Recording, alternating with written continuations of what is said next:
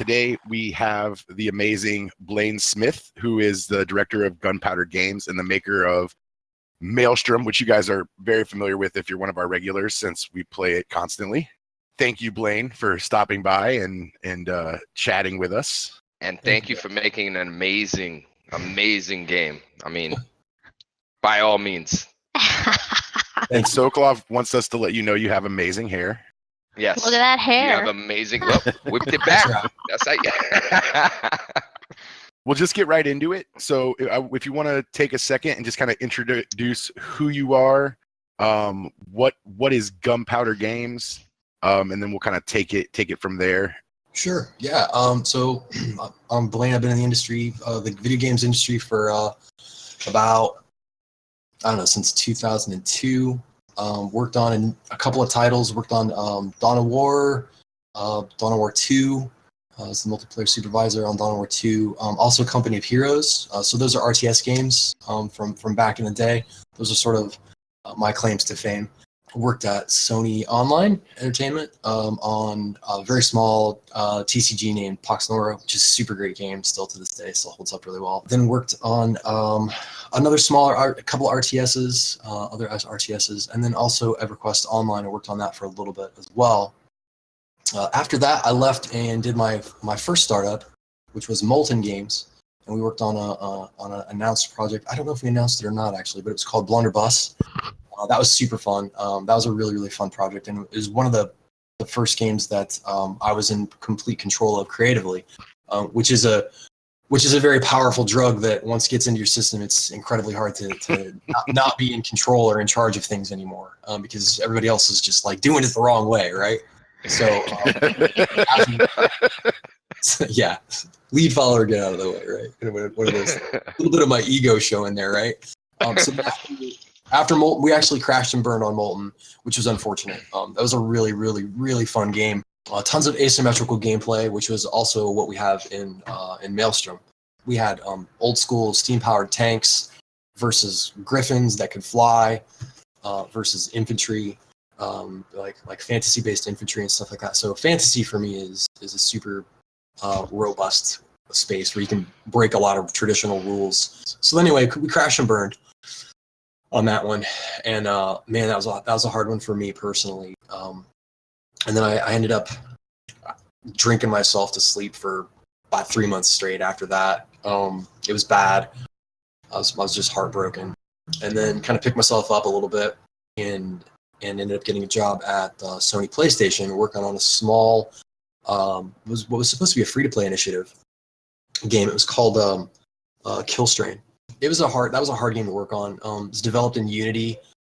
I'm not a huge Unity fan. It's easy to stand things up in Unity, but I'm an Unreal fanboy. Like, I'm just a huge Unreal fanboy. So me too. Let's get matching Unreal tattoos.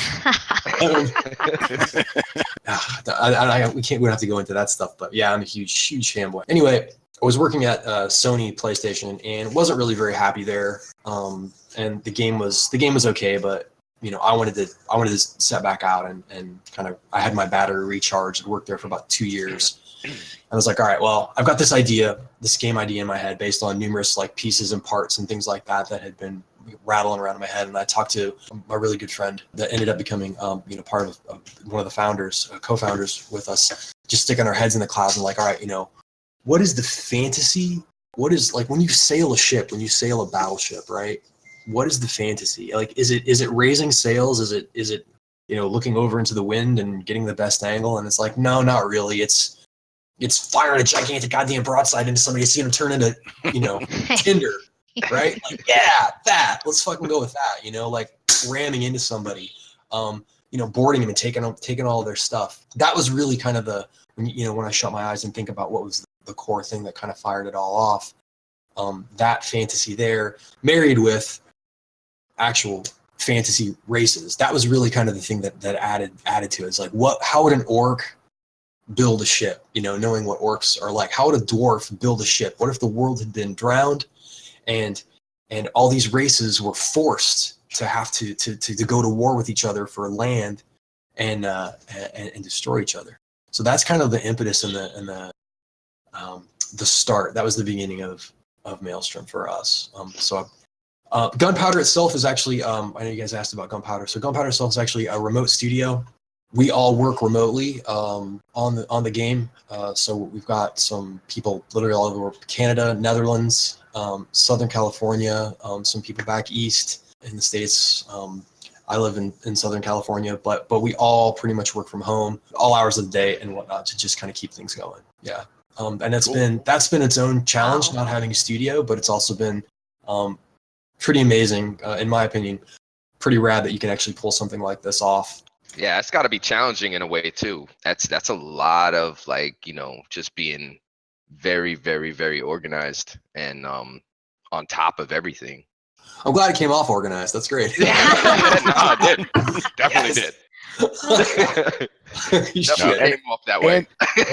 And to go back to one of the things that you were saying a minute ago, because I think it's a really good point, where I think you're talking much more big picture, where you're like, what's the fantasy of being a sea captain in the boats and capturing or destroying their boat and capturing their treasure. Man, the first time you ram another ship and it explodes into a loot pile, that is an amazing experience. Like that is, so Yes. You definitely encompass that on the micro level, on the mechanical level, or I guess the dynamic level in the game, where when that happens, you're like, yes, I am king of the sea for at least until 3 boats spin around the corner and wreck you. But for that moment, man, that is just an amazing feeling. I mean, everything about it, the sound, the giant shiny loot pile, the way your boat rocks back a little bit, like it's all perfect. Yep. It's great, man. Yeah, especially if you're ramming into somebody too. But then, have you ever had them snaked? Have you ever had them snaked out from under you from some? All the time. Yeah. Mainly it's from my teammates. Mainly mainly my teammates. Hey, yeah, I love the monster element to the game, which is just, man, the first time we saw a giant ass monster coming after our ships, holy shit. Thank you, by the way, guys. Really appreciate it. It's definitely a team effort. So the animator, one of the actual animator, the original animator we had, also one of the co-founders. He's a great friend. He came out of monsters weren't originally part of the game. I just pitched you guys the original idea. This is one of those things that sort of emerged over the years, because the game was built over 2.5 years, right? So you've got lots of iterative steps in there. It's like, did you get the core combat right? Like you talked about, does ramming feel good? Does boarding feel good? Does firing a broadside from across the map and sinking someone, does that feel right? Like it's all about those feels, because gaming in general is an emotional experience, tied with tactics and stuff like that. But when you pull that shit off, do you get the payoff for it, right? Like, does that actually happen? But monsters are the wild card, right? Like they come in, you're like, yeah, I just sunk that fucking guy, sweet. And then, the shadow comes over you and he just swats you down. John, he was like, we should put monsters in this game. And I'm like, and I love to tell this story. I'm like, okay, let's do monsters. What are you thinking? Like, let's do a Kraken. And my eyeballs rolled so hard in my head.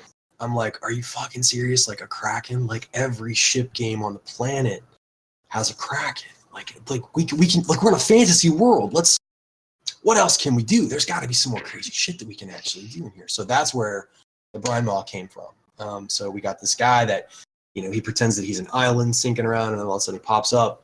He's going to talk someday. He's got an intelligence to him. There's so much more we want to add to him. We wanted to actually pick up ships and shove them in his mouth and destroy them. There's a lot more fun elements that we have to excuse. We are in early access, and the crazy thing is that I think a lot of people that have played the game might forget that we are in early access and that we do have a really long ways to go in terms of where the roadmap is and stuff like that. So my eyes are always way wider than my stomach, and damn, we have a laundry list, a litany of things that we want to improve on. But still, thank you. The monster stuff was something that emerged over the course of the development of the game and was not necessarily an initial part of the pitch. What were some of the things, and I know you already said monsters, so this might be the answer, but what were some of the things that you didn't expect, or like the happy accidents that ended up being like hyper impactful to the game? There's a couple of those. So one of them was the ships themselves. The ships, I always had felt they were sort of, they felt a little mushy. The game also used to be a team-based game, by the way. It used to be red team versus blue team, and you would sail in and shoot each other and sink and then you would respawn and then come back in, and there was like a point capture thing, and we chucked that thing because it just wasn't jamming. It wasn't really last ship sailing that you have now. So one of the other co-founders had this awesome idea way back in the day, and we had way more hard points on the ships we used to have. I think we only have 5 now. There are about 11 hard points per ship. So we still have all that shit in data too, so we can pull it out for expansions and stuff like that when we want to add more depth into the ships. Really, we had what was called figureheads. So by giving those ships, each ship got its own figurehead or passive, right? Which is where you see, so Cinder, when Cinder, the human sloop, when she's out of combat, she starts sailing really fast.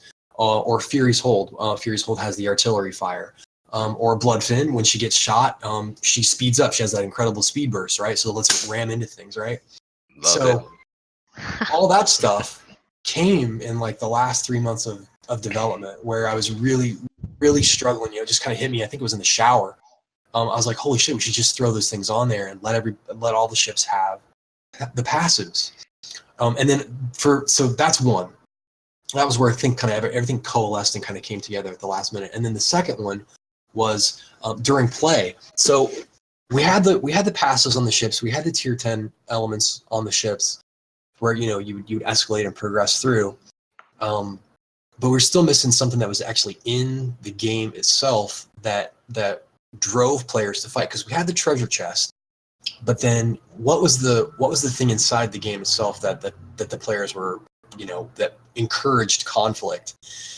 So you could pick up what was known as like a firepower ability, and then it almost served as like a secondary captain's ability. So you pick it up, you get the firepower ability, you activate it, and then for 5 seconds or whatever you could shoot. But what we found when we were watching players play, they'd fucking forget about them, right? They'd forget about them, and you could only carry one. So they would roll over these things. They'd have a firepower buff, and then there'd be like a heal buff, and then sail over the heal buff, and they wouldn't pick it up. And they're like, why the fuck, why doesn't this work, right? So it's part of that, just casual players being able to pick up the game, high level of mastery, whatever thing. I was like, well, this whole system fucking sucks. So I threw it out, and I was like, let's use these things. Let's have boons. Let's have the NPC ships. Anyway, long story short, I don't want to get into that, but it's the system that you play now.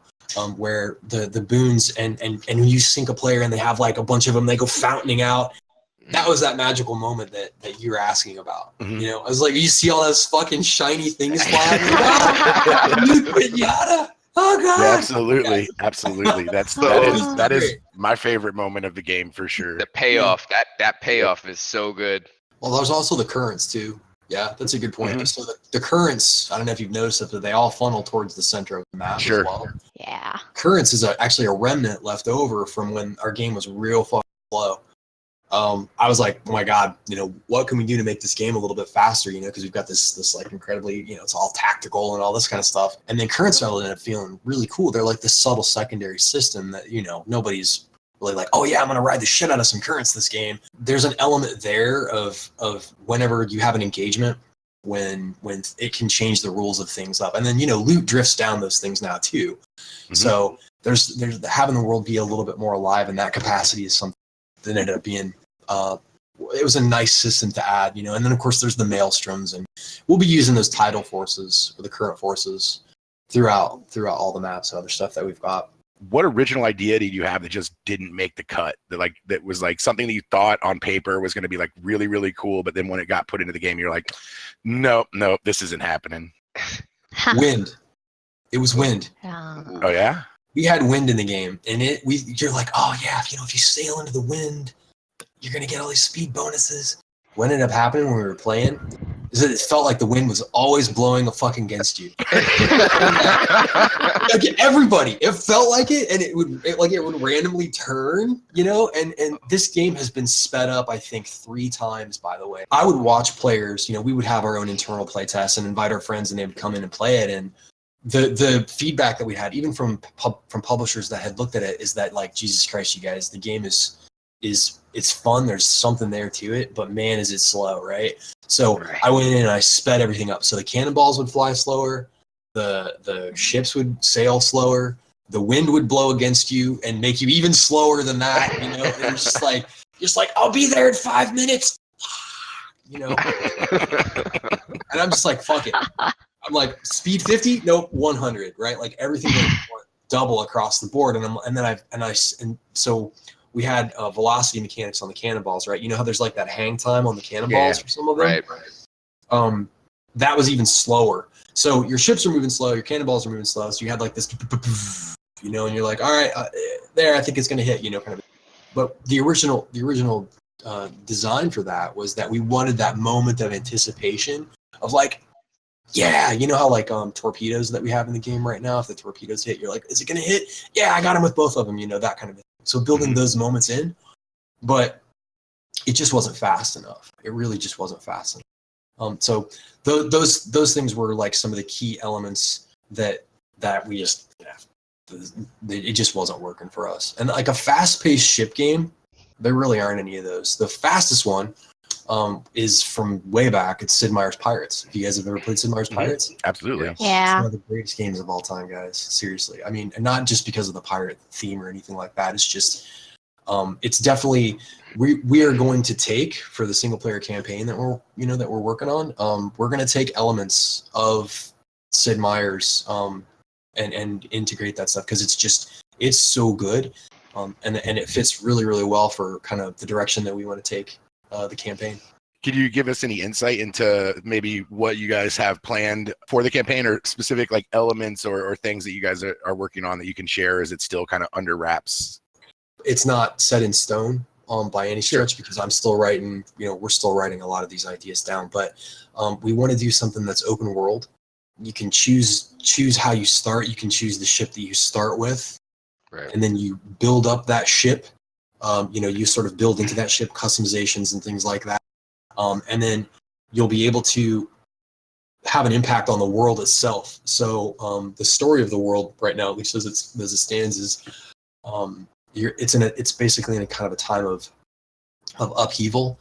The central force that kind of held everything together has sort of broken apart and shattered, and then that's kind of where you as the player are going to come in, and with your vessel and the armada or the fleet that you bring in, that you start to acquire and amass over play, you'll be able to sort of forge the world into your own, like, as you want to. So for an example, you start off as Bloodfin, right? And you're a Bloodfin player, and then you have Splint, right? The orc captain.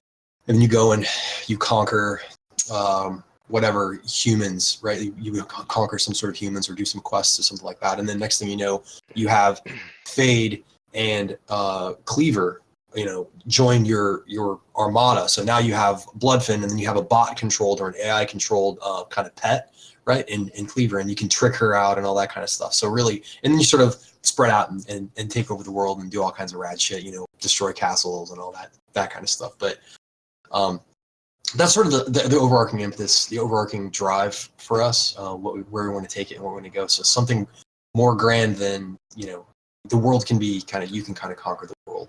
Fun stuff like that. That's very, very, very That cool. sounds awesome. Yeah, it sounds. Well, But we can pull it off.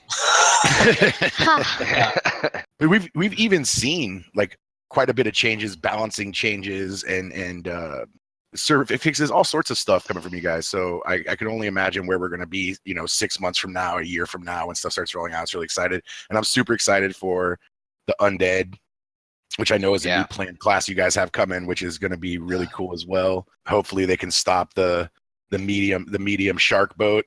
So Not my boat. Take you down. Yep. Can't take me down. Nerf the shark boat. No way. Buff that shark boat. Well, I have a good idea, and just hear me out here, because this might be a little bit left field. Oh no, another pitch. I got my pencil. All right. What if there's a race of giants, and instead of them being on boats, like you have like one guy like paddle boards, like he lays on his belly and he's just paddle boarding around, and he's just got like guys on top of him, like there, and then you got another guy who's like a little rowboat. That's great. But they're just giants. They're not actually boats at all. They're just floating assholes with wood underneath them. They're just out for a swim. They're just They got their goggles on. yeah, exactly. Goggles on. Maybe like a couple people on their back with like Board shorts. reins, just throwing like dangling a carrot over their head. That's good. Yeah, that's one thing our game needs a little bit of humor, I think. I think right now. So we have goblins also on tap too, which I was thinking could be a really good humor race. There are elves, there are ogres that we had ideas for, really, really big guys. So maybe we'll steal your backstroke idea. Yeah, go for it. Go for it. Just you have to PayPal me $3.11. That's what all my ideas are worth. We have a quick question from chat. Who came up with the idea of treasure galleons being able to board?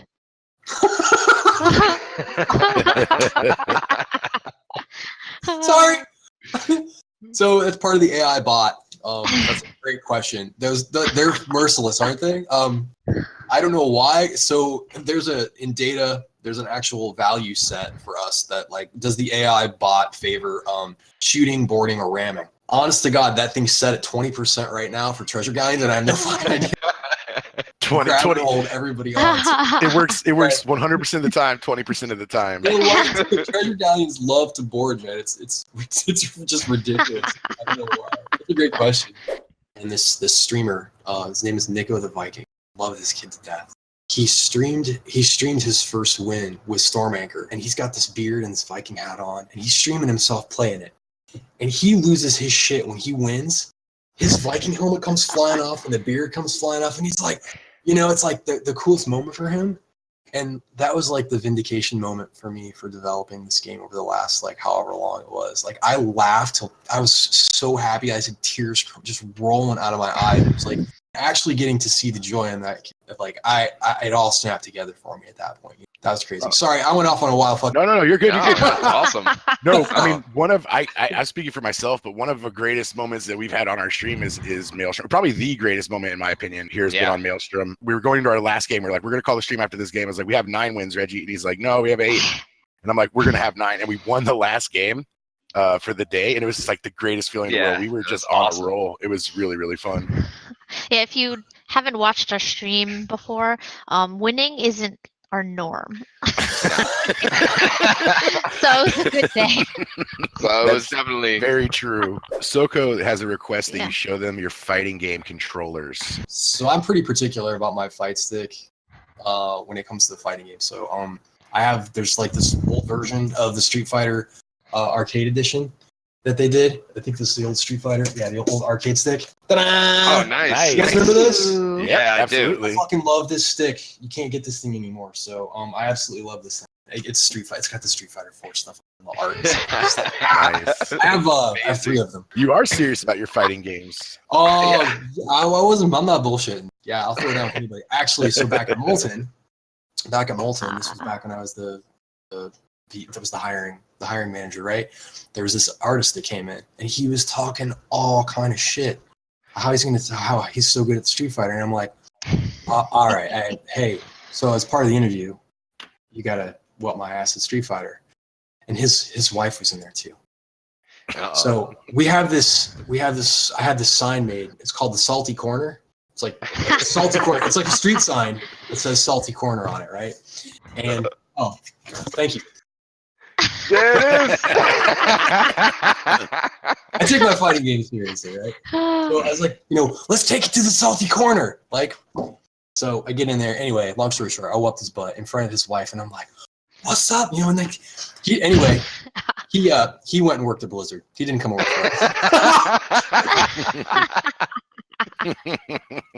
Long story short on that one. So don't talk shit to your potential employee. And don't whoop their asses for their wives at Street Fighter. Ex-wife. No. After that. No, they're still together. They're great. Gained a job and lost a wife. One question I'm going to just throw out of left field for you, and that is the internet is full of young people who need good advice. And someone like you who's had a career as long working on so many cool games, what advice would you give to a young person or young developer who's just getting into this, make their lives easier? What have you learned over your years that you wish you had known now? This industry is moving faster today than it moved 5 years ago, than it moved 10 years ago. Things used to churn very, very slowly. What I'm noticing trend-wise is that you're seeing a huge divide between the haves, basically, and the indies, right? Like the AAA developers and the indies. And there's very, very little room in here for guys that are, smaller independent development studios. So the advice that I would have for you, if you are going into game development, and if you're going to do it yourself, is really build your networks up with people that have been successful as an independent developer. If you're going to go the independent route, so you got to, if you're going to do it young. Don't start when you're my age, because you're going to end up with white hair. Like this wasn't here when I started doing this project, by the way. That wasn't. Yeah, it wasn't. I don't know why the hell this is still colored. I had a full head of hair before we started this stream. I was at least 300 pixels lighter. Yeah. So also, if you're building a game, try to have your core vision down as soon as you can. And I'm personally not a fan. This wouldn't have worked for us. And I think there's a lot of people feel the need to tweet. A lot of times there's so much noise that's out there right now. It's really hard to be heard because everybody's tweeting every 24 hours about the latest graphic that they did or whatever updates that they are. I would say you're going to get more bang if you hold off on that stuff until you have something that's really really a little more towards the polished side of things that can kind of impress people, that it kind of comes out of the left field and just kind of knocks people over. That worked really well for us. I think that was one of the things that people hadn't seen our game. They hadn't really heard about it. I'm not a social media savvy person, nor is anyone else really on the team. And I think that worked out to our benefit, but it's, take that with a grain of salt. That's just me, and I'm old.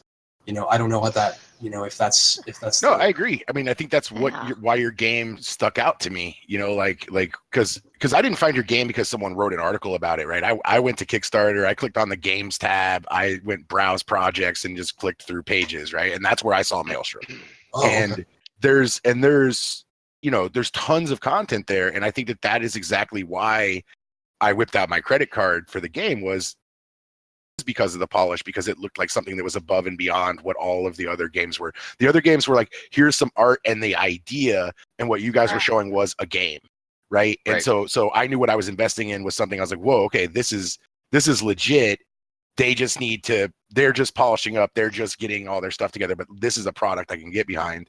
Whereas a lot of the other people are like, okay, I'm a really big fan of Diablo, and I have a friend who's a concept artist. Somewhere in the middle, a game's gonna get made, and I only need $70,000 to do that. And so, I would agree with that advice. I think it's very sage. And one other sound piece of advice that I'll shut up after this: have your friends and family support your game and your idea, but get the opinion of players that are not associated with you at all. If you can't get a person to play your game that doesn't have an interest, now granted, it's like, hey, do you like puzzle games? I'm working on a puzzle game. Would you like to play that? And you don't know this person from Harry, right? You have no idea who this person is. They're going to give you way more solid advice. People give you honest feedback on a Steam forum, right? They don't give a shit, right? But if you're talking to a person face to face, they're not going to be like, bro, your game's shit. You wasted 3 years of your life. You go get into trash collecting. Yeah. They're not going to tell you that to your face. They're going to be like, oh, that was cool. And the other indicator is like, do they continue to play your game, right? Like one of the things that I think we succeeded on was our game was sticky enough to keep players around, at least for that initial rush of like our first piece of cherry cheesecake that we got. We was like, all right, sweet guys, we got a lot more shit coming. Stay with us. You have to log in every day, but we got more shit coming in the months to come. Please keep that goodwill. What's the future hold for Maelstrom, and how do you want people to stay in contact and kind of be part of the Maelstrom community? So Discord is the best one for us. We do update on Twitter, and then the Steam forums are also. We stay active on the Steam forums and read all that stuff and all the feedback. We read all of that stuff there. So those are our two main forums that we really kind of keep. It keeps just having two places really to focus where the information is coming from. We pay attention to all that stuff, especially Discord. Discord, we have a really, really friendly community. You guys are part of that. Thank you guys. It's a really good, tight, small community at the moment, and we've got a lot of stuff coming. So stay tuned on that front. We should have a pretty big content drop coming up here in the next month. You can get some visual brags for your ship that kind of show that you're kind of a badass with that specific ship, as well as titles. By the way, we're gonna try and get titles in for the players. So you unlock those through certain challenges like that. So you can be the the Incredible Donk if you want to. I already am the Incredible Donk, but I appreciate you I appreciate you, Admiral, letting everyone else know I can be the Incredible Donk as well. You'll be able to put it on your name. Yeah. Aye, Admiral. Well, if you have anything else you'd like to tell the world, scream from the top of your lungs, and if not, we will release you from this cartoon mayhem that you've agreed upon. You guys are fantastic. Love the show. So thank you for having me on. We'll hop on again sometime. There's so Yeah, much definitely. love. Yeah, and we'll see you on the open seas. But thank you, Blaine, so much for coming out and talking to us and giving us some insight into yourself and Maelstrom and Gunpowder and the world and fighting controllers and dogs and cheesecake and all the other fun things that you brought to the table. Yeah, so we really appreciate your time, and thanks again. And you guys, thank you so much for making a great game. Like everybody over at Gunpowder, you guys did an amazing job, and it's really a really fun game to play. Thank you very much. Got more to come. Thanks.